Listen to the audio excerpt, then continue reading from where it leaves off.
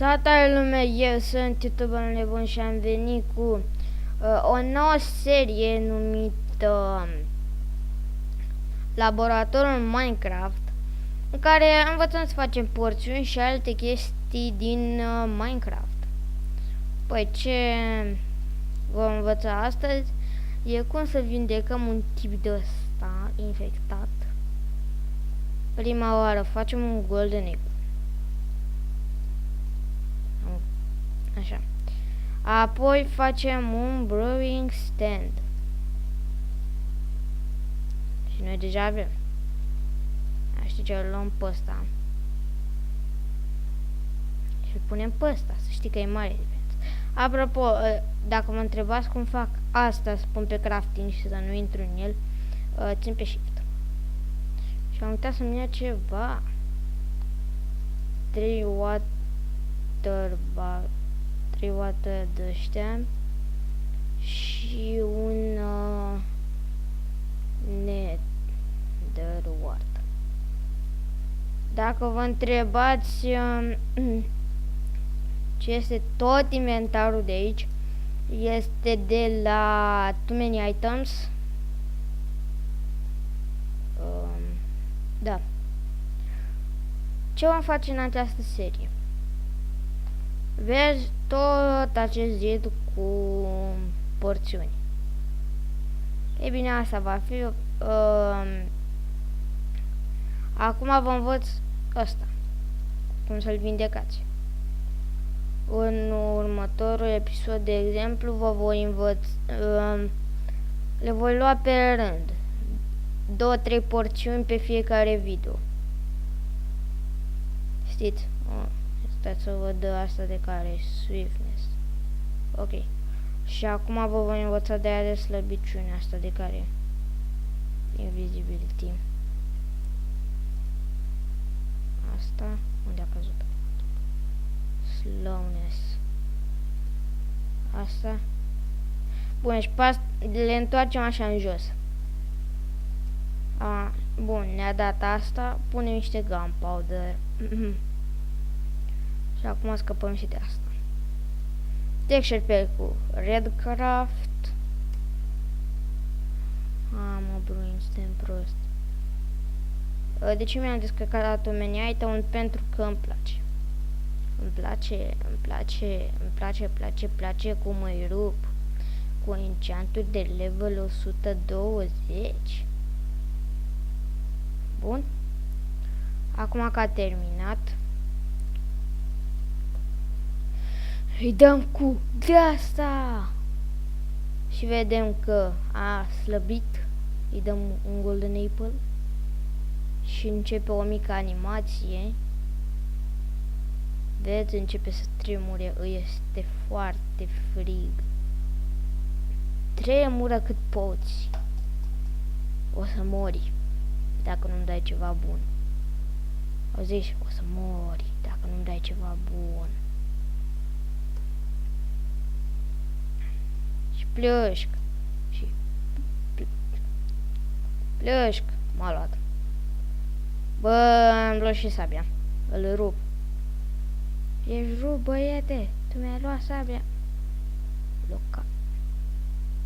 În loc să ia ceva super bun, tu luași. Da, ce-mi vine să-l omor acum. Da, mă rog, nu o să fac. Pentru că sunt prea stilat. Ce știu zombie? Da, ce să facem cu porțiunile ăștia? Mă poluez. Bun. Acum vom sta atenți și ne vom holba la asta cum crește. Mă crește iarbă pe cap. Se face tip kill. Te așteptăm. Sincer, nu mă grăbesc, deci poate să dureze cât o fi. Da?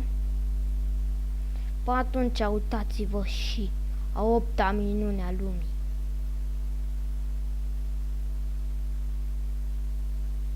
Văd că tremură din 5 și mai rău. Asta cred că e bine. Fac.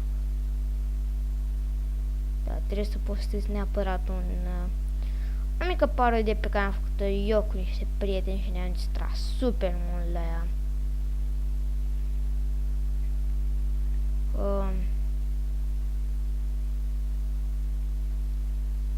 Bun.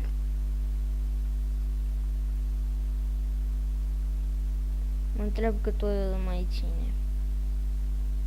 Trebuie să-l privim în continuu. Uită-te în my eyes. Seriously, iar mă omor ăsta. Ba, țigani, mai sunt și slime-urile. Și ce dați-vă drept. Haha, fraieri. Bun. Acum că tot a murit de 7 ori. Să-l ajutăm pe băiețelul. Ce? Se poate să nu-i dăm armură? Nu-i dăm armură. De piele. Trollface. Bun. Deci fii antenă. Asta și asta. Pune-le pe tine. Pune-le, fă pe tine. Hai, pune-o. Pune-o. Ia și un cartof. Ok. Pune-le că te sparg. Hai. De ce nu merge? Și parcă văd acum în comentarii că scrieți că n-are picioare, de ce ar merge?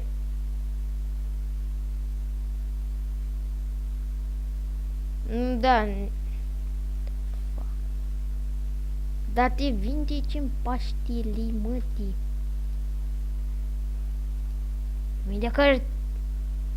Vindecă-te! Vindecă-te! O să te vindeci acum! Acum! Acum! Mă durează mult. Dacă te fac full diamond, îmi dai una și mă crăpi. Gata, s-a făcut sătean. Din câte văd eu are amețeli. Nu știi ce i s-a întâmplat. Băi, era să... Dacă vreți să fiți la curent cu noile noutăți, dați subscribe. Dacă mai vreți seria asta, dați like. Și tot așa. Până data viitoare, eu vă zic noapte bună sau bună ziua sau în orice caz. Ciao.